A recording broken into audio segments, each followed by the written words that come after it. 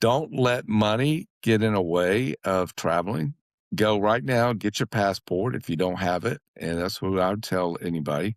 Get your passport and find a way. Find a way. Don't let money deter you because one day you're going to be too old. And most people, they're always going to do this later at a later time. And then 70 years old, 80 years old creeps up and you're not able to travel. Hey, y'all. Welcome back to the Wandering Podcast. I have Mr. Stu White here with me today, my Uncle Stu, and he's joining us from the beach. Good old God's country, as my granddaddy would say. You're in Orange Beach. The cabin's at Orange Beach, right? Gulf Shores, Gulf Shores. Yeah, Gulf Shores, Alabama. It's been so long since I've been down there. It's changing every day. Here in Gulf Shores, they try to keep it a small town, vibe for the area.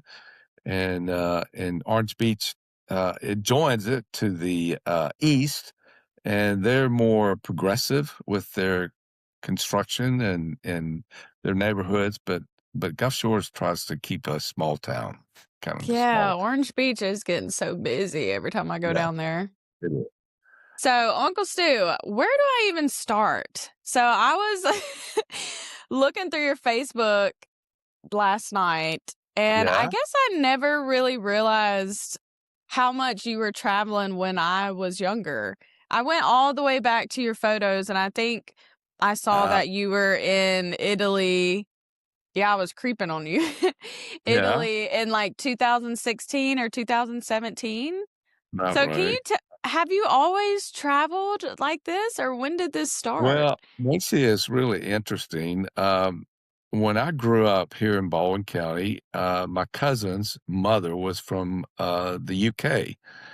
She grew up in the island of Guernsey. That's one of the Channel Islands. They're actually closer to France than they are to England. So I grew up with them, and they would go summers. They would go to England for the summer, and they were my best buddies, and I wanted to go with them. I remember going at 6 years old, I cried and cried because I could not go, and Oh, I said, "I'm gonna do that one day." So in 1999, my aunt, that was from Guernsey, came over for we didn't know it at the time, but it was her last visit to England in '99, and I told my superintendent, because 'cause I'm a retired CFO at a school district. I told my superintendent, I've got to take off a week and go visit my aunt. She's in England, and I want to meet their family. So I guess that's where the bug started, is that. And then I knew that's something I wanted to do when I retired. So I worked very hard, saved my money. But let me interject something right now. If you like traveling, my recommendation is to don't let money get in the way of traveling. Go right now, get your passport if you don't have it. And that's what I would tell anybody. Get your passport and find a way. Find a way. Don't let money deter you because one day you're going to be too old. And most people, they're always going to do this later at a later time. And then 70 years old, 80 years old creeps up and you're not able to travel. You're not in good enough yeah. shape to travel. Because I know went to Luxor in Egypt several years ago, and it was these buses and buses of senior citizens. Of course, I'm a senior citizen now as well, and they could not climb down in the Valley of the Kings. It was too hot for them, and they were about to pass out, so they waited too late to start traveling. So if you like it, you gotta start it, don't put it off, don't let money get away of it, and get your passport. Absolutely. The way I worked, we had spring break, and at Christmas holidays, we were off 2 weeks, and I would start traveling. I would go with a group or I would go by myself. So probably 85% of my traveling is by myself because I can't find anybody that wants to go or will go, take off the time and do it. So I don't let that deter me because I know one day uh, the only going I'm going to be doing is going from the bathroom to the bedroom to the kitchen. It won't be nothing else. So, and that stays in my mind. That's kind of a motivator to Yeah. move it. So, and then you got you got to stay in shape. You got to watch what you eat and stay in, keep moving because you wanna be able to move. I know uh, I did go to Istanbul with a group of guys. There's four of us, and walking around in Istanbul, there is some sidewalks and stairs that would lead down to the city, and those stairs go straight down, and you're probably going 2 or 3 blocks downstairs. So if you trip one time, it ain't no stopping you until you go 2 or 3 blocks down before you hit the bottom. So you just got to watch your steps and be careful because they don't have a lot of ADA requirements in other parts of the world. So just gotta be careful when you go. And of course, I've been pickpocketed twice, once in Madrid, Spain, and once in Athens. And I thought I was smart. I thought after the first Oh my time gosh, I getting, didn't know I that. thought you could, I thought it was much smarter. So at that point, I kept 2 sets of credit cards and 2 sets of ATM, and I would keep one in my luggage and one in my pocket in case that happened again. And this time in Greece was my second time, and I had not gotten to the Airbnb I was staying to transfer the cards over to the luggage. So they're all in my pocket. And what happened in that situation, I got my cash at the airport for that currency, for that country. I boarded a a subway to the downtown area, and I noticed the guy kept looking at me. He was like studying me, and I never could figure out what Uh-oh. it was. And then I got to my stop, and the doors jammed on the subway, and I couldn't get out. It was a group of 5 guys that got out of their seats trying to help me pry those doors open to get out.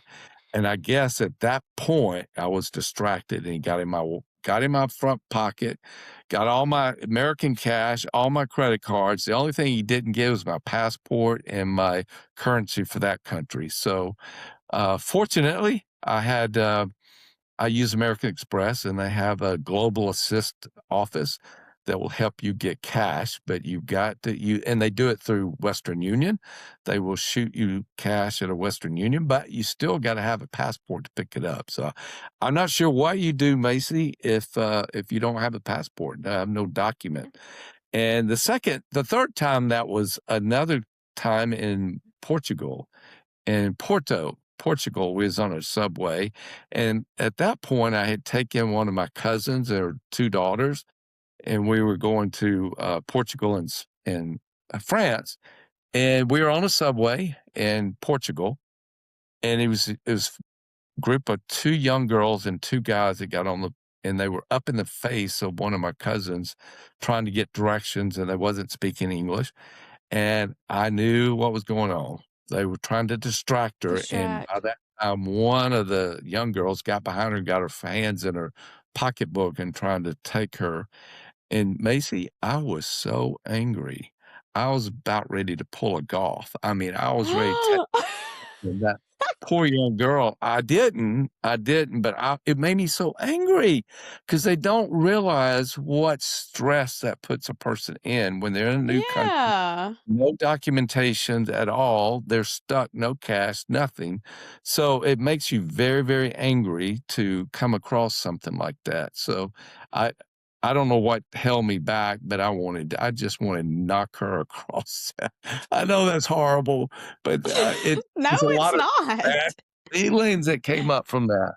And you just don't want to get in that situation. And last November, a year ago, because I was in New Zealand and Australia last November. The number November before, I was in Morocco, and I found out there in Morocco, the king or the prince, ever who rules country, he made it mandatory if you get caught stealing a tourist cell phone or wallet, you get 5 years in jail. They do not Wow. tolerate that at all because their economy is based on tourism, so they don't want to get a bad word out. So they're very, very conscious about that. With thieves, They don't allow it. They just have no recourse for that at all. They'll just put them in jail, and you stay there till you learn your lesson.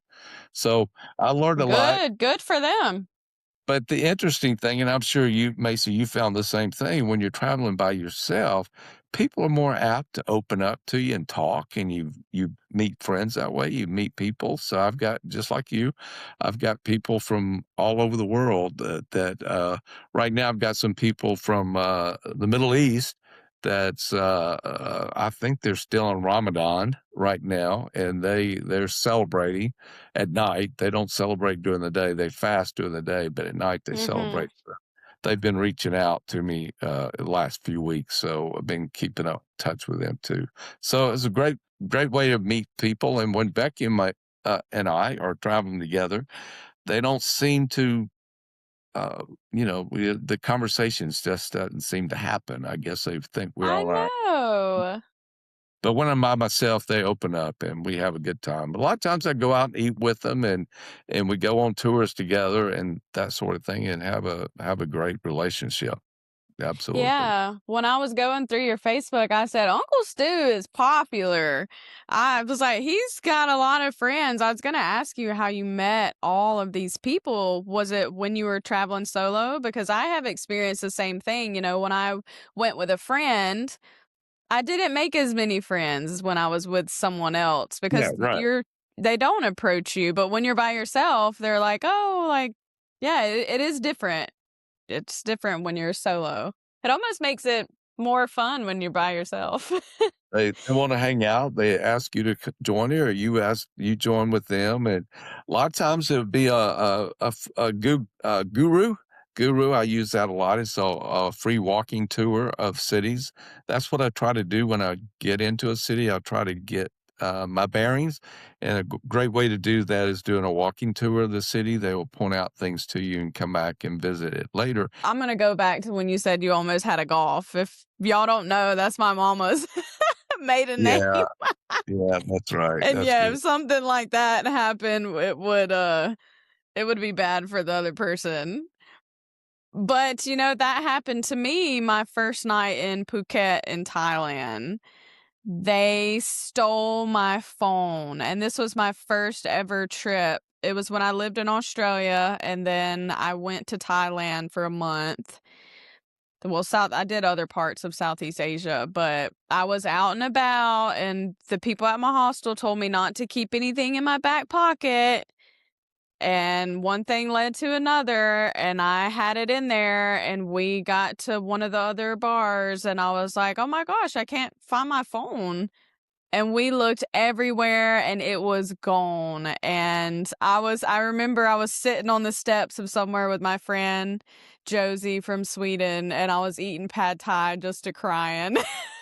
Oh, what did you do? Well, how'd you did you go get another phone, or I went and got another phone maybe 5 days later. I was with her and I talked to mama yeah, through her Facebook Messenger and things like that. It was kind of freeing not having a phone.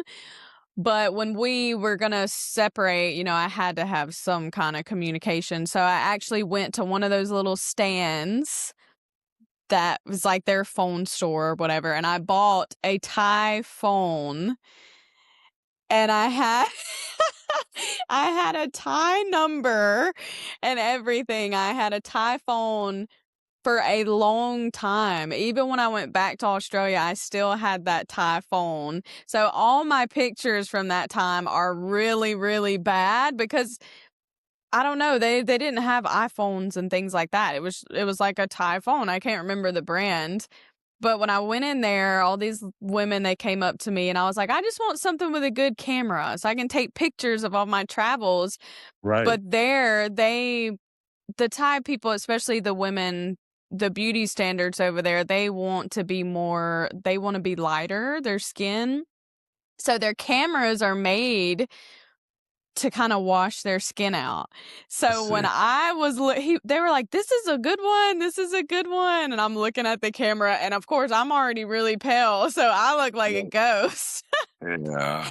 So all my pictures from that trip are so funny looking from that phone. And then finally, when I got enough money saved up in Australia, I bought an iPhone off of Apple, and I finally had. It A was a good camera, journey.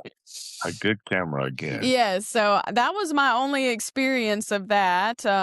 But you had a couple experience, so you wouldn't say that that deterred you or discouraged you from still traveling. Oh, I was discouraged a couple first time it happened, I was just in shock, I didn't know what to do. I didn't know. I didn't tried to call Becky, she was at home, and get her to send me money, and finally I figured out I talked to, American Express, and they put me in contact with the Global Assist office, and fortunately, like I said, I had my passport, so they gave me an address to go to Western Union and pick up cash, and that's what I worked off of. I just worked off cash, and, and and just use my passport for identification and cash, so until I got home, so and then I went back after that, I ordered 2 sets of everything, so if something happened to one, I would always have the other one, and then it happened again, so I'm much more careful, but I'm telling you, I don't I I don't have any patience at all with somebody, especially a tourist from another country, taking your identification because that is just so detrimental for that person, and it's just it could ruin their trip, so Yeah, absolutely. I actually know some people that had lost their passports during their travels. Well, I've So always, horrible. take pictures of them, and I have them at my phone, but I also email them. So if I get lose my phone, I have at least an electronic copy of the passport. That's what I do. I can get it offline or get it off my phone, and, I just keep that. And hopefully that That's would help smart. you get through customs if you need to. So, uh, Yeah, that's there's a smart. way to get done. So But if you've you been don't spying on my travels, huh? yeah, I always creep on my guests before they come on. If you don't mind me asking, how old are you, Uncle Stu? Becky and I both turned 70 this year in That's August. what I thought, Yeah, yeah. so we're up there, but, I don't feel 70. I feel like I might be 40 or something, I You get out don't look 70 and walk you and move your body. yeah, you gotta do that. You've certainly gotta do that, and, 'cause I still wanna stay in shape. Neither one of us want anybody to have to take care of us, and funny that we have 2 sons. One's Jameson, one Connor. Jameson's an RN nurse, and his wife is also a recovery nurse, Meg. Just love her to death, and, but they tell us Dad, this is son, this is not the daughter-in-law, this is son says, "Dad, when you and mama get old, we just gonna slap a diaper on you and put you in the nursing home." So I don't want that to happen. I wanna stay in my house till I'm gone. Why would he say that? He's just I hope he's joking, I don't know, he 'Cause may not. that's JB. Yeah, Oh gosh. yeah, yeah, Yeah, I think the goal, it's not really longevity. Well, it's not for me. I right. don't necessarily wanna live to 100, but I wanna live to maybe 80 and be able to go lift weights and still do things, you Absolutely, know? you can do that, you can do I that. think that is the goal for everyone, but as you said before, you do recommend kinda traveling younger than Right. waiting or Yes, absolutely. I've run into people from Europe, and when they're young, their employers require them to take a sabbatical, sometimes a month, sometimes 3 months, 6 months, go out, tour the world, just, tour the world while you're young, and then when you're older, you stay here at work and let the younger ones do. So, I like that philosophy. it's Uh awesome. so they can move around and get around a whole lot better when they're young and they enjoy things. And it's just they're making a better person. You're a better person because you're traveling. You're much more. apt to not get upset with people. You kind of understand, you get a better understanding of their ways, and so you're much more apt to accept them, who they are and where they are, and not form the judgments like we do at home. A lot of times, if you've never been around anybody, you just form this judgment, and it may be totally incorrect about that person. So Yeah. it gets you more flexible to get around with people, and you're a lot more forgiving of other people. Absolutely, Yeah, more I forgiving. agree. Yeah, it makes you more open-minded and yeah, being able to have a conversation with someone that has a different opinion or belief than me is way easier than it was when I had never left Mississippi. I agree with But that for again, sure. I never dreamed I would be able to do this, and I'll share another story. This is you might have to bleep this out, but I grew up on a farm, and I remember we're probably about 15 minutes to the airport in Mobile, by the way the crow flies. So we always saw these commercial jets flying over the farm all the time. And I remember, Macy, I was probably 16, and I remember down at the hog parlor washing out the hog pens and preparing preparing the feed for them and so forth. And I looked up and I saw this big commercial jet kind of coming in low and about to land in Mobile, and I said, one day I'm gonna do that. I'm gonna get on a plane and go. So I didn't know where I was gonna go, but I knew I wanted to get on a plane and go somewhere. And right Yeah. now I try to plan something each month. I try to plan somewhere to go each month. For the last couple of months, I was in Washington last week, and I got to go back to Washington next week after next. And I'm planning on either going to Japan in April, and or either going to Singapore and then do Thailand and something like you did in Cambodia and Vietnam. So either one of those places coming up probably this spring.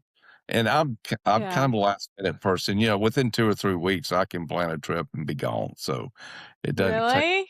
planning. So it doesn't. I I probably was need gonna more I was time. gonna ask you if you're more of go with the flow or if you like to have all your activities, because I feel like you do a lot of activities when you go too. You knock a lot of things off your list. Is it all planned out or you just kind of go with the day? Sometimes they are, and sometimes I'm still planning while I'm in the plane. I want to do this.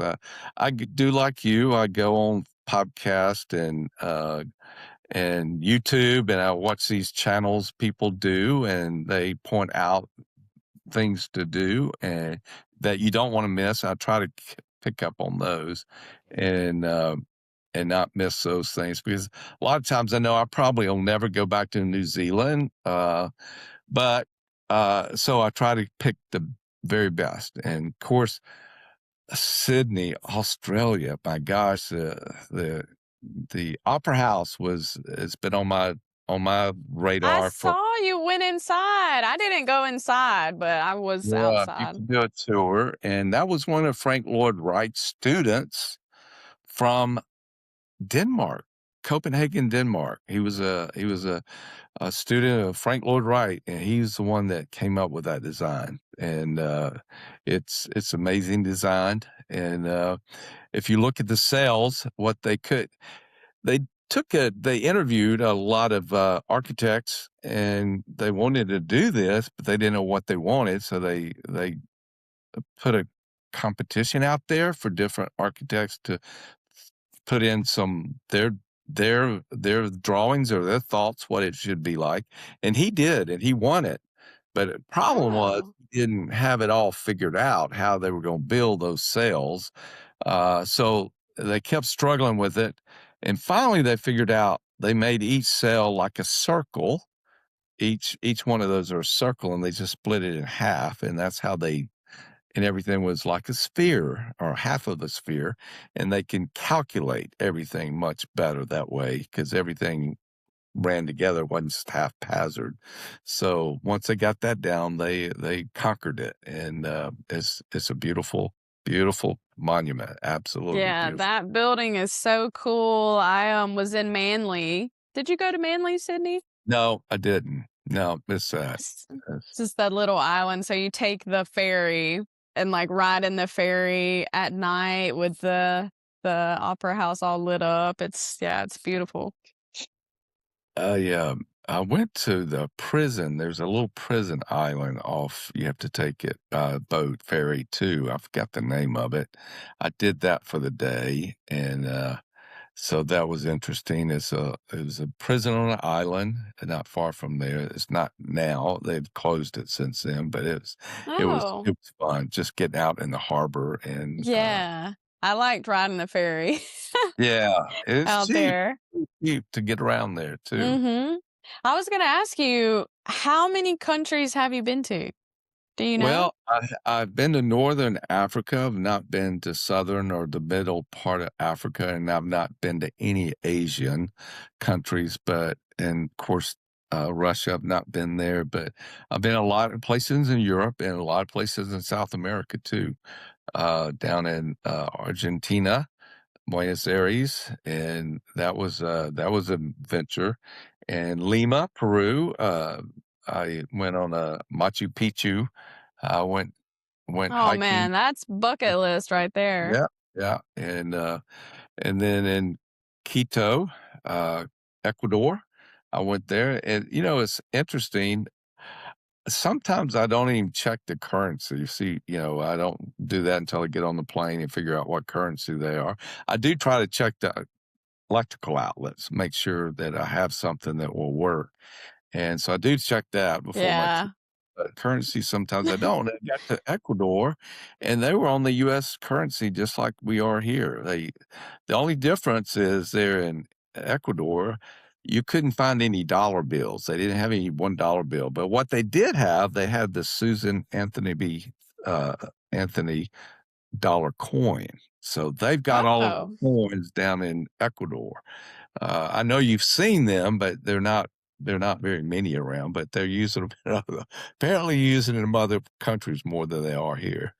And, Oh, I didn't know and that. then yeah, in Colombia, I went to Beijing, not Beijing, Medellin is the name of the town that I went to, and down there, it's really interesting, right there on the equator. So, Macy, they will grow, pineapples and watermelons on the beach, and up in the mountains, they grow coffee beans or chocolate, cacao. Mhm. They just had these areas of growing. They could just grow anything in the world there because they're right there on the equator. Yeah, I Yeah, know they're really known for their chocolate and coffee. and Where it would you say your favorite place has been so far? I'm sure you get asked that a lot. Well, as far as architectural wise goes, it's by far Barcelona and seeing what Anton Gaudi put together. That's probably my best as far as structures wise go. But Machu Picchu was pretty amazing, and to hear the history of the Incas and understanding what they had compared what they had in Egypt and in that part of the world early on. They didn't need the wheel like they did in Egypt. They created the wheel and they opened the world up to them. But in South America, you have all these mountains you have to go up and down. So wheel wouldn't do them much good, but a llama would. So the llama was Yeah. their form of transportation, and they had a road like the Roman road. They had the Inca Trail that went from northern part of South America to all the way down the southern roots of South America, and they just had a amazing uh, culture.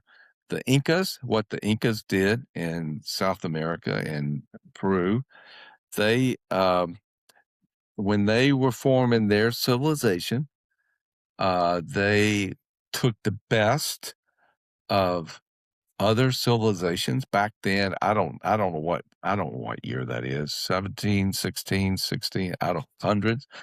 They took the best of one civilization that was into astronomy, to understand the moon and the stars, and they took another civilization that that was doing brain surgery, and then another with agriculture, and another they took something from another culture or another people, and when they finally got it all together, one was buildings, and when the Incas built something, they built it for a lifetime. They didn't build a Yeah. building to last a few years. It was a lifetime, and Machu Picchu's there to show that today. It's still there as it was, thousands of years ago, other than the roofs, because the roofs are made out of wood.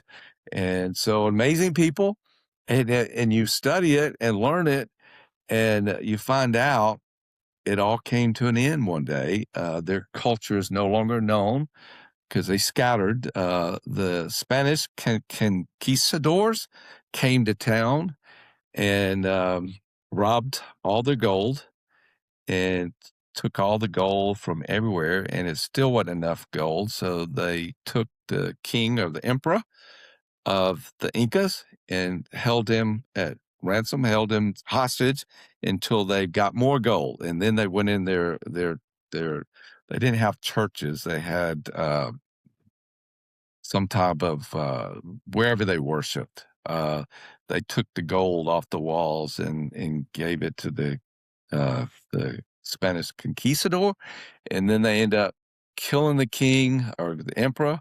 The Spaniards did, and basically what they did, they took all that gold and went to Europe with it. That's We lost sad. their I didn't know that. civilization, and they were so smart. They had it all together, and we could have learned from that, but we lost all that. It was all taken. So you get kind of angry with them for doing that, but then you notice what brought all the art, the Renaissance. That's what catapulted the Yeah. Renaissance in Europe. It catapulted all that, and it just brought all these wonderful artists and sculptures and paintings and all that about because they had money. They had money, and they all came from South America.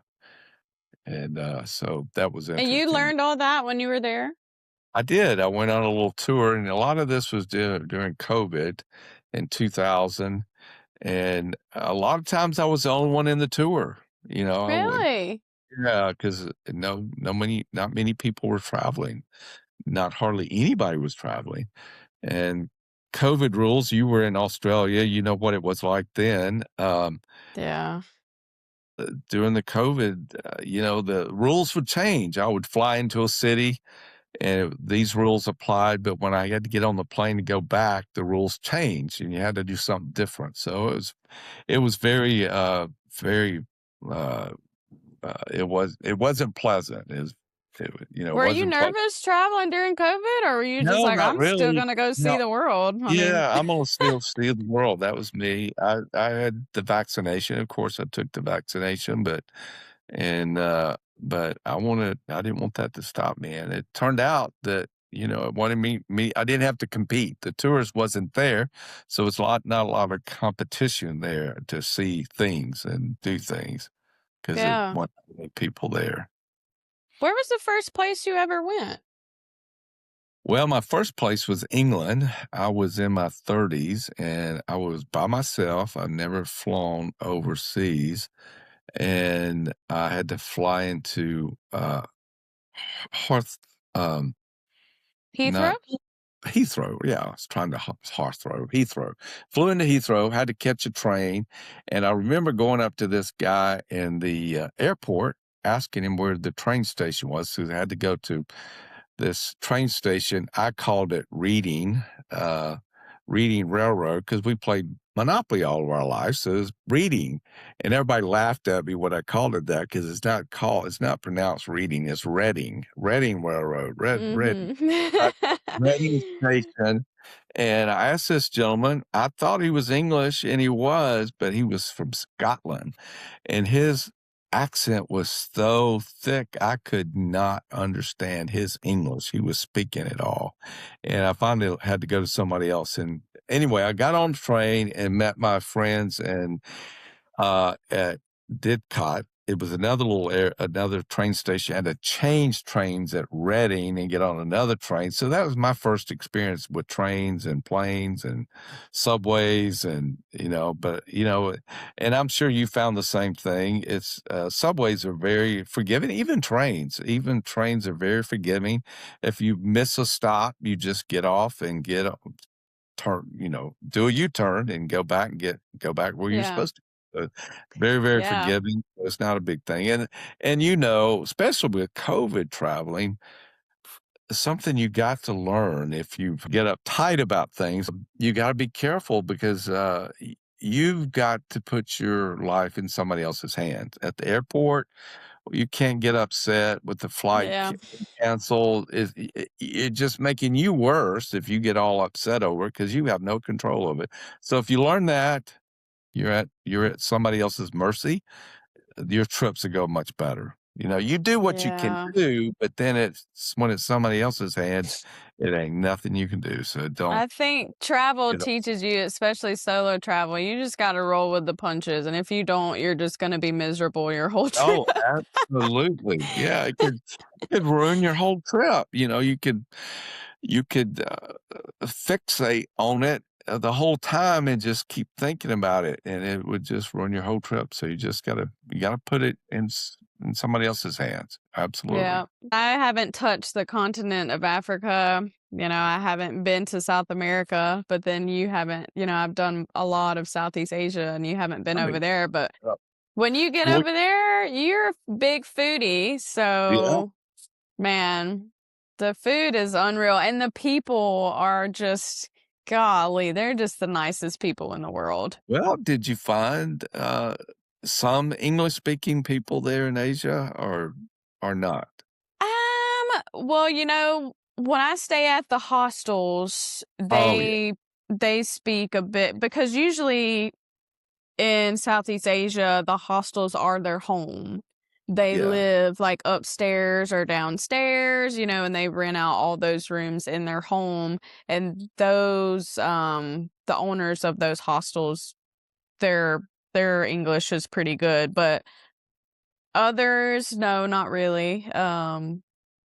But I don't know, it's just, like you said, kinda context clues but I also was gonna ask you, I mean, what is your accommodation like? Are you staying in hostels or No, I hotels have or I have not. I know when I went to Medellin, Colombia, I flew out of New Orleans. Usually I fly out of Mobile because they're so close, but I flew out of New Orleans, and I remember I had to pay $25 a night, a day for my car to be parked there. And the Airbnb that I picked in Medellin was $20 a night, so I was paying more for my car than I was paying for my lodging. But that Airbnb is more, I guess it would be more like a hostel. You had your own private bedroom, but you had to share baths down the hall with others, and I really didn't like that. They were super, super clean, but I ended up in a hotel the rest of the time because I just didn't like not having my privacy. But yeah. I found out I would have been better off because I met some people from France, there at that Airbnb. They were staying there too, and they had some common grounds, like a rooftop bar there at the Airbnb, and I wished I'd stayed there and not it shouldn't have been a problem, but I just made it a problem. It really been better off just staying there with Well, I mean, that's what's happened to me in my last trip. I switched it up. I would stay in a hostel and then we'd get an Airbnb in Indonesia because it was cheap. I mean, to get like yeah, have our own privacy, but you miss that connection with other travelers when you're staying somewhere that is something is shared, whether it's the kitchen or the living space. But I totally get that. Now I think if I want to do one more backpacking trip, yeah, maybe through South America, and I probably will still stay in hostels, but maybe get my own private room, but then still have the living space, the main area and the kitchen be shared. And then also hostels, they have so many activities that they do that you can Right. sign up for. That's how I've met most of my friends. You go in there and you sign up to do an activity. Like when I was in Vietnam, we did the sand dunes, and we signed up and we all loaded up in this like tuk-tuk, they call it, at 5 a.m. And we went to do the dunes, and that's how I met all these people. And then we continued our travels more northern Vietnam, and then we eventually went on our separate ways. So that's why I do love hostels, because you can meet people, especially if you're solo. But yeah, I mean, it's nice to have your own bathroom and your own shower for Like, sure. I agree with what you said. How would you say travel changed the way you see people and see the world? Well, kinda like I said earlier, you're much more apt to not judge people, Mhm. you're more forgiving of other people, and, you welcome people more into your world than you normally would, and they too are like the same way. They're like sponges. They want to learn from you, and I'm so happy to share what I've learned in my little world, and I've learned from other people by just opening up to people and talking to them, and and just fill them out, and they're the same way. They're just like sponges, they just wanna gather as much information they can from you, and, Yeah. we're from the the deep, deep South, and our hospitality is by far, I think, the best around. We're just much more forgiving and more flexible in a lot of ways, and we love to share our foods, how we do things, and people are interested in that. And I will tell you, Macy, I've got a friend of mine that's in Spain, and he lived here in the US, and he will tell you he's been all over the world. He's a traveler too, been all over the world. And he will tell you that America, well, the South, mainly the South, but America has the best breakfast in the world. They do. Really? Uh, yeah, that's what he says. I have the best breakfast in I the think world. I agree with that. Yeah, we do. We go all out, especially in the South. We Biscuits don't. and gravy? I mean, Absolutely. Yeah, bacon and where eggs. else you gonna get that? That's right. So anyway, I like to share. That's another my my passions, I guess, in life is certainly traveling, but cooking is one of the things that I have passion about, and I miss Mhm. that when I'm by myself and not cooking because as I try to cook.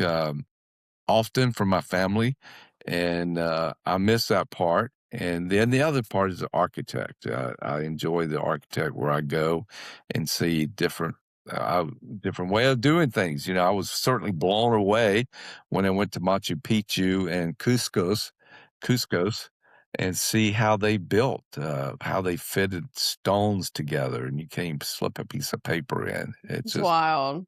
amazing how they put things together, and they still around after thousands of years, still there, plugging away what it's meant to do. So those are my passions: is traveling and cooking and architect. Just If see you what had to do it over, would you be a chef and architect? I would be the architect. I would definitely be an architect, by far. Yeah, Who taught you that how to would be my cook? love. Well, I was my grandmothers. I have 2 wonderful grandmothers.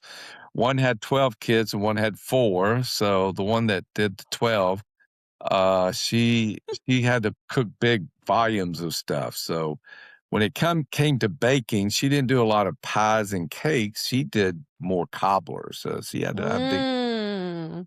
feed these people. My other grandmother, she was a much better baker. Well, I'd say both of them were great bakers, but one, she did more pies and cakes. And I love baking. I love cooking too.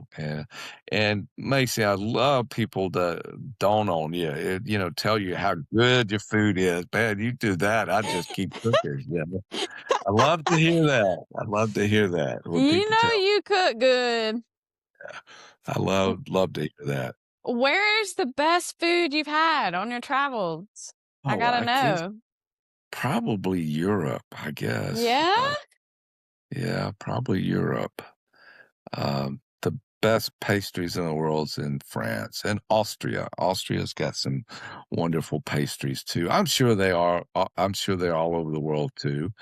I was in Jerusalem. I was in Israel.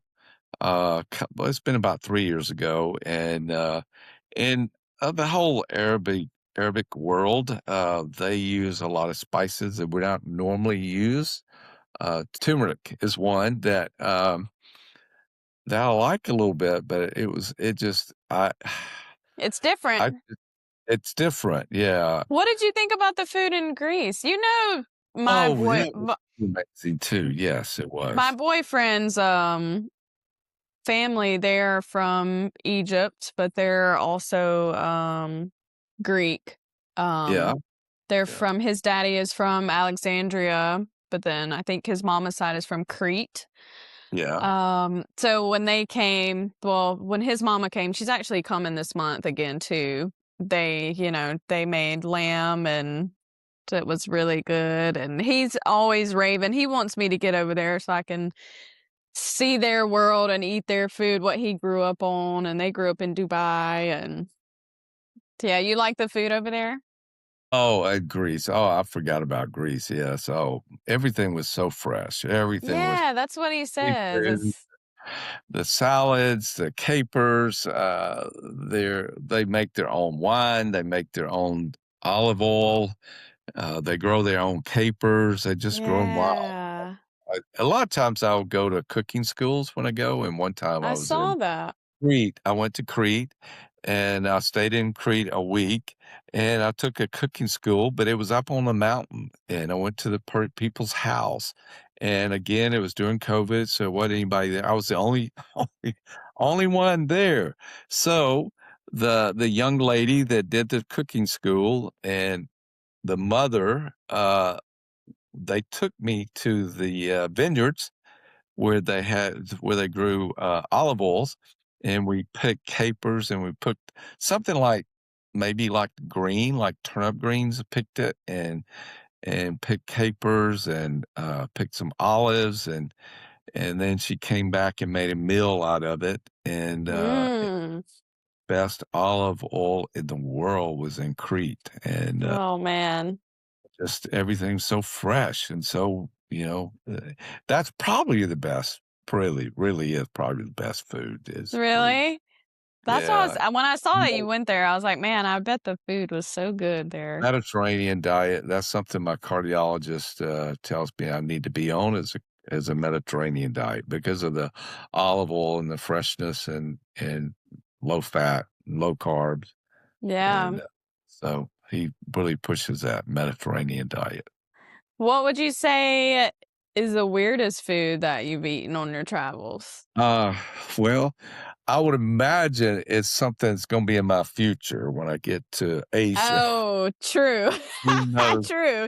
You Who haven't knows ventured into that part of the it world yet. was, the bird eggs, it has a bird in the egg and how they eat that. I Are you just gonna don't try that? That's in know. China. Yeah, that's, I can't remember what it's called, but No, I no, no, had no.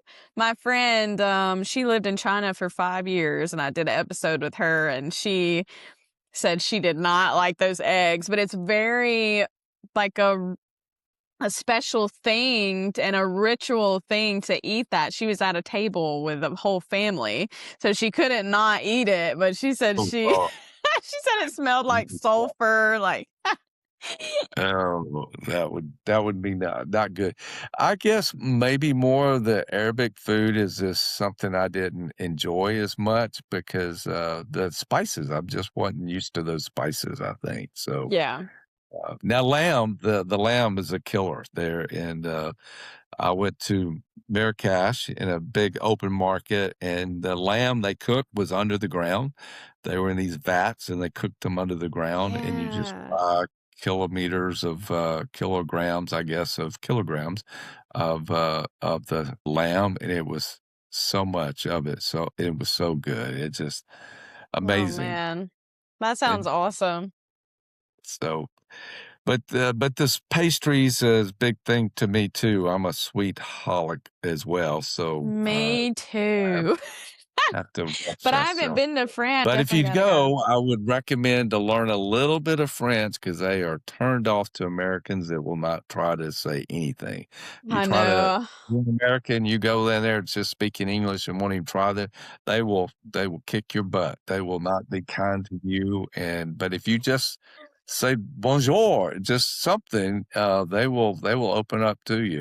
At least you'll try. I Then, saw a video yesterday. I thought this was funny, and this guy was on the street in the UK, and he was like, where's the rudest people at?" And yeah. everyone said France, and they were like, "Why?" They said because they don't like you if you're not French, and if you don't speak French, then don't want anything to do with you. But what's wild is Joe's daddy spends a lot of Yeah. time there, and they were also born in Montreal, so they actually learned, French, so they know a little bit. So I'm like, I'd have to go with them or go with Joe's dad because he Well, he just speaks try it. French. They'll take you on. But now, Macy, that is the case. My friends from England, I told them the same thing. I told them French were so rude. You're not special. They're rude to us too. They treat us the same way. But let me tell you, I went to Normandy. I followed the paratroopers, the Band of Brothers, that miniseries. I followed their trails through Saint Michel and Saint Milo, and went through Normandy and into the countryside of France. And they love Americans. They had the American flag still flying, and so Really? yeah, they love Americans, and they were much different than the people in the city of Paris. So I'm sure. they're not rude like that at all. Not When not I at all. traveled through Australia, I actually traveled with a couple of French people, and well, they were from the south of Marseille. Yeah, And yeah, I still talk to them, and I actually yeah. met up with one of my friends, Thibaut, in, Indonesia. They were amazing, but yeah, they were more from the South, so I'm sure it is different wherever depending on where you are in the country. Well, the thing that I would say, if you're going somewhere, it doesn't matter where it is, just expect Yeah. good things. Just be positive about it, and that you're going to have a great time, and you will. But if you have a negative outcome, I don't think you're going to enjoy as much. So just expect it. I mean, I'm just my word. I'm so happy to be there. I remember going into Cairo, and we did some deep diving in some of these markets that these people's never seen anybody that's 6'2" and that had red face. And the young guys, the young kids, they were just amazed, and and I'm just grinning. My got the biggest grin on my face, and I mean, I cannot tell you many, many times they stop me on the street and they want a picture with me. They want me to Really? take a picture of me and with them, and but they never seen anybody like that. They never seen somebody looking like that, and they are and I don't know, in the Arabic world, there's a comrade around men, males. They're close, they're good friendship, and I know in Istanbul, I saw these guys arm to arm, but that was not unusual at all. Just their culture. They're very, very close with their brethren. Mhm. And I remember going on a walking tour there one night, and when we finished, it was during Ramadan of all times. Don't go to I there. saw you say not to go, but that's because, Yeah, they don't come out until later at night, huh? right. Yeah, so don't go during Ramadan because there's no place to eat during the day. But at night, when we'd finish our tour, the guys, they would go to these, whatever you call these smokestacks. These what do they call that smoking machine? I don't know. They all have tubes they smoke from. Paul, I forgot the name of it. Oh, oh, I know what you're talking about. But I the don't know the men go name to though. those shops, and the women, they go with their buddies, and they go to the sweet shops, and, Oh, is it a hookah? yeah, hookah, yeah, yeah, that's what they do.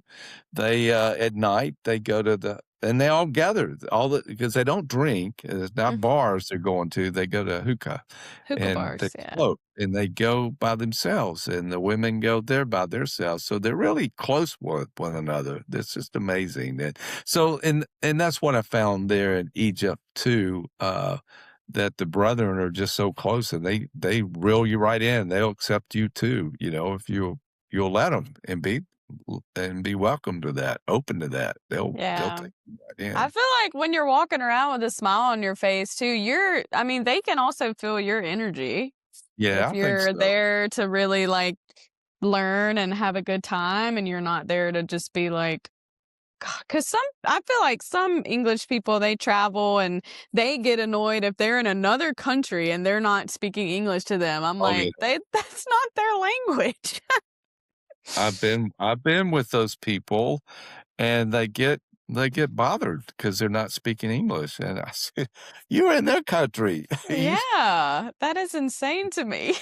it is to me too. I don't understand that, but, Well, there are Uncle Stu, I want to play a game with you. my goodness. We're going to play a game. So every week we have a little game of the week, and I know you're a foodie. So I just want to ask you these foodie questions, and it's chef rules of eating. I want to see your opinion on a lot of these. My boyfriend told me to ask you this question too. I think cracked me up last night. So, okay. How should you properly order a steak? Well, with me, it would be medium rare. I don't know what you're looking for, but, if somebody wants to know how I would cook my steak, is that what you're asking? Or how I Yeah. would order it? Because, people say that it's criminal to have your steak well done. Oh, yeah, absolutely, yeah, and if you'll remember, you've been to my house with some weddings that I've done and rehearsal dinners and wedding dinners, and I would do tenderloin, and, it was red in the middle, and if it's brown in the middle, it's ruined, you've ruined it, so you've been to my house, and people would stick their nose up to that red stuff, they're not gonna eat that, and then the other thing I would cook is, shrimp with heads on it, I do, Oh, barbecue yeah. baked in the oven, and I'll serve it with the heads on it, and that would just turn people off, but that's the best flavor. That's the best flavor in the world, close to the head, so but to See, I answer your don't question, it would be yeah. medium rare. Medium Absolutely. rare? Yeah, Okay. yeah, that would Yeah, Joe likes his mooing, and I'm like, yeah, "Whoa, his is real yeah. bloody." Should you ever cut pasta? No, I don't think so. I think it's, you never would do that. I know my mom, when we were growing up, she would always buy, well, many Sundays, we would have pasta. It would be a red meat sauce and pasta, and she would buy these long, spaghetti, real long packs. They came in real, really long pack, and she always broke them up, but I don't do that. Oh, yeah, mama does that too, now that I'm thinking of it. She always Oh, broke up her spaghetti. yeah, I'll just leave them long. I like to twirl them, just leave them long. So, no, never cut pasta, absolutely. Unless it's Should a ravioli, if it's ravioli, you might Yeah, wanna that's cut. different, yeah. Should you fold pizza or eat it flat? Well, I always eat it flat, but I see these New Yorkers, they'll fold it and double it up and eat it folded, but I know, what'd you do in Europe? I saw you went to a pizza place, or yeah, I'd cut it with a fork or pick it up and eat it whole, not yeah. fold it. I know the ones I've always ordered are thicker, and they're not that real thin that you could fold them, but, I don't know, it just seems like so much breading you would be getting when you fold it in like that, so Yeah, it it's almost turns into a sandwich, huh? yeah, right, yeah. Do you think it's offensive to add salt before tasting? Absolutely, especially if, you went to a restaurant that's a good, well-known restaurant, that would offend me. Well, not really Really? offend me, it wouldn't really offend me, but I would say, I would let the guests know that everything's been seasoned. So if you don't like it, if you want more, you had to. Now, my daughter-in-law, Leanna, I'll mention her. It doesn't matter. She's gonna put salt on it. She gonna put salt. My dad did the same thing, bless his heart. He was 97 years old, and when he passed away, he would it doesn't matter. He's gonna get that salt shaker and salt that food down again. And I've already seasoned it. It's got all the salt it needs, but they're gonna do it. And I don't. It doesn't really offend me, but and sometimes if it's over salted, I'll tell them be sure don't put any salt in it. So But it is sometimes. kind of bad if you think about it. You're not even giving it a try before you even Right. salt it up, you know? And worse than that, Macy, is somebody taking ketchup. They cannot eat a meal without putting ketchup on the plate. No, That I hate tells me ketchup. that tells me they have not had good food. They've been eating bad food and they've had to put ketchup on it just to be able to eat it. So 'Cause then you're not that even would eating the food, you're just eating the no. sauce, like Yeah, that would offend me more than the salt would. If somebody ketchup on tenderloin or something I've cooked, that would offend me bad. Yeah, yeah. What Don't about don't steak have sauce? to say well, sometimes that can add a little bit of that can enhance that flavor a little better. So I think some that would be okay to try that, but I don't think you need it, especially on good cuts of meat, you don't need it. Yeah, I feel like that's kind of the same with ranch dressing too. Yeah. People My put kids ranch on everything. I your used to do cousin that. Connor and Jameson, they would put ranch on their pizza all the time. So Yep. they loved it. Yes, they did, and they still A do. and They'll if you still do. go to, like, a nice Italian restaurant or something, you ask for ranch, they're gonna look at you like you're stupid. Yeah, yeah, you're crazy. Absolutely. I feel like you've eaten so much food on your travels when I was going through your page. I'm like, he Yeah, went Oh, and when you go to these restaurants, do you ask to take a picture with the chef that's or yes, I do. I always like that. Now in America, they don't well, they won't take time with you. They're offended when you ask them. They're too busy. But in Europe, they love for you to don over their food, to give them compliments. They really absorb that. They love for you to compliment them. They do. They love for you to compliment their food, and if you wanna take a picture, that's just over the top. They are just so Really? willing to do that, absolutely. Again, I told you I retired as a CFO of a school district, and I remember going into the cafeteria, eating with the kids sometimes and trying to eat some of the food from the cafeteria, and I would ask she's not the chef, but she's the lunchroom manager, and I would ask her, I would say, "Have you tasted this food?" It'd be green beans or something. No, we haven't tasted. Well, why would you serve something you've not tasted? You gotta taste it, because there wouldn't be no seasoning on it, no salt or nothing, but, they would prescribe these menus by the State Department they had to go by, and, but if I was the lunchroom manager or my lunchroom lady, I would definitely put salt or pepper to it, and, I wouldn't let it you can't alright. Macy, you cannot serve something that you've not tasted. You got to taste it. You got That's to a taste rule, yeah. Yeah, you just Why would they even do that? What if it yeah, was, like, I don't know, old or something? you never serve something you Stale. don't taste. Now, I learned that from a restaurant in Savannah, Georgia, called Mrs. Wilkes Boarding House. She used to have a hotel or some kind of boarding house where she put people up, and then she cooked a big lunch every day. And they still do that. They cook a big lunch and they sit you down, usually a table of 12. And it could be somebody from Mexico sat next to you. It could be somebody from Canada. They just bring these people and they set them at a table. So your neighbors, you don't know who they are. And it's amazing. That's another good point about food is when you had a meal with somebody, you've really opened yourself up to that person, I think. And that's a good way to break ice in a situation is have a meal together. Sit down and have a meal together. And back to Mrs. Wilkes, that's where she taught you in her cookbook. She said you never serve something you've not tasted, and they Yeah. taste. They use a lot of fresh vegetables and things like that, but they taste it before they serve it. So it's got to be tasted. Even you cooking for your boyfriend, you got to make sure you've tasted it before you serve it to him. I don't know what happened to me, Uncle Stu. I don't really cook that much. He Oh, I'm sure it's cooks. there. It's there. It's there somewhere. Yeah, I feel You like grew I up on haven't had the right setup to cook. Like, I don't even have an oven in my place, so it's like I'm so limited. I've been limited for about 2 years now to be able to kinda just fix whatever I wanted, and the last place I didn't even have I have one little hot top. that's it, huh? Wow. Yeah, I could imagine I'd die. I'd die if I couldn't cook. I mean, I could. I but could make Joe, he always says, he's like, "You can feel when someone, puts thetheir love into the Oh, food." yeah. I agree. I'm with him 100%. Yeah, you feel that, and you wanna be complimented. You because, like I said, you put yourself into it. You put your every bit of your being into that, and you want people to enjoy it, and when they Yeah. it just puts you over the top when they do that. Yeah, It you sure make me hungry.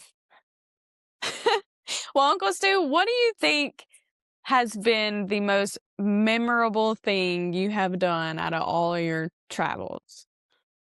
Well, it's memorable in a way that it turned out negative in a way too. Oh I god.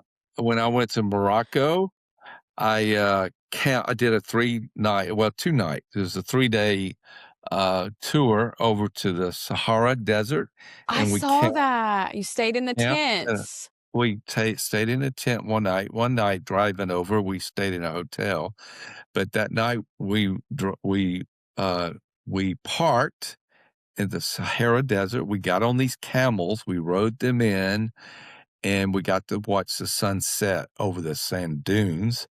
And then, we stayed in these tents. They were like five-star tents. I mean, you had luxury white cotton sheets and pillowcases and towels. You had your own private bath and your own bedroom and a tent. And then you had this common area where you all go for a meal. And then the next morning, you would get up and you get up before daybreak and you have breakfast in the dark, and then you get on your camels before the sun comes up. So you want to watch the sun rise over the sand dunes. And that particular morning, we got up the next morning, and this was in November of 2024. And we got up the next morning, got on the camels. And I had the biggest camel because I was about 250 pounds. So we need a big boy to handle me. So I was on the most this huge camel. His head was bigger than my waist to my top of my head, I think. He was a huge camel. And they did like horses used to do when we were kids. When a horse didn't want to be ridden, when you put on their saddle and their belt to buckle the saddle onto the horse, they would blow their stomach out. So they couldn't get a tight fit. So when you got on the saddle, your saddle would fall over. That's exactly what happened with my big camel. He had blowed himself up. And so when a camel gets up, they come up on their back hind legs first, And and then they get then up.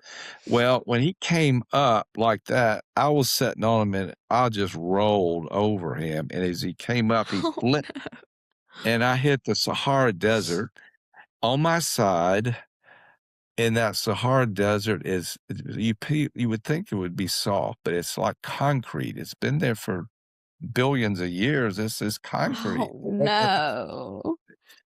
And I was so much in pain, but of course you don't want to show that. So you get back on that camel and they tightened up the belt. I got back on the top camel. We went on our way. And the further we got in that ride, the worse the pain was getting. So I had some ibuprofen. So I took 4 when I got back to the van where we drove. And then we had a 9-hour trip after that, 9 hours.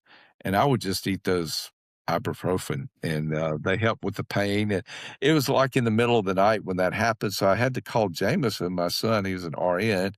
and asked him what I could take for pain because it was just killing me. And when I got home, I had X-ray. Wasn't nothing damaged, nothing broke. It was just, but I had a contusion from the hip all the way up my side, and it was just black Oh my gosh. as a rock. So that was probably one of the most magical time, but it also turned out negative as well. So Oh, you because you gotta were injured. yeah, and that's one other thing why you gotta stay in shape. You gotta do walking, you gotta stay in shape somehow because your injuries, you overcome them much, much faster, much quicker when you're in shape, when you're doing something. Whereas it's just laying around all the time, you're not gonna recover well from you do have injuries. So you Yeah. cover much better. So keep in shape. That's what I'm trying to say. Keep in shape. Never get out of shape. I'm trying, but I keep getting injured. I gotta start lifting weights again. I just Well, started, but yeah. Running, walking, do something every day. Absolutely every day. yeah, for sure. Is there one place or one thing that you think everyone should do at least once in their lifetime? Once in their lifetime, of course, there's a lot of places, a lot of things. The Amalfi Coast in Italy is something this is just magical, just magical. That coastline, and that mountains with those colored houses on it side Yeah, of I've seen it pictures. is just pretty spectacular. But then you go, we did this last year, April, so it was a year ago now that we flew into Bologna, Italy, and I used to call that Bologna, but it's Bologna. We flew in there, we went up to, Lake Como in northern Italy and stayed there in Bellagio, and that was pretty spectacular. It's just different. It was like lakes with big mountains all around it. It was so different than Amalfi Coast, but it was pretty spectacular as well. And then we went over to Switzerland and went up into the Alps, and that was pretty amazing to see the Alps because those mountains, we're used to the mountains because we see the Smokies and the Rockies, and we know what mountains look like, but over there they're different. They're just in your face. I mean, you look out your window and then you see this mountain. It looks like you could grab it, touch it. Of course, it's much further away, but it just consumes you, when you're there. It's Yeah, pretty spectacular too. So we've gotten to do a lot of amazing things, Macy, but it's that adventurous spirit that we have and be yeah, positive about it. Be looking forward to it and be happy when you're there. And it's not America. So you're in another person's country and you've got to respect that and respect your trips. You'll enjoy it much better that way. for sure. Yeah, I definitely agree. So I have one last question for you. I always ask at the end of my podcast. So I feel like as wanderers, you're definitely a wanderer. Um, we're always seeking new places, new people, and new meaning. But I feel like we also seek a feeling of home. And I like to incorporate music into this podcast somehow because it's a huge part of my life. So I love to ask my guests what song reminds them of home or makes their soul feel at home. Even when they're wandering anywhere, they can listen to this song and it can take them back and make them feel at home wherever, whatever that feeling may be. Well, I don't know the particular songs, but this song by America, some of their music does that. James Taylor, some of his mounts, especially the mountains of North Carolina, those that song is pretty amazing too. But just that music reminds me of home, and it does. Even coming down here yesterday on the highway, I was listening to a song and it just transports you back to that time, 20, 30 years ago. Sometimes when it's in college, you're in college and it just transports you back to that time. And immediately it brings all your friends back to the front of your brain and it's just kind of sad in a way that, you were so close at one time and then you kind of all wandered off in different directions. So, yeah, Yeah.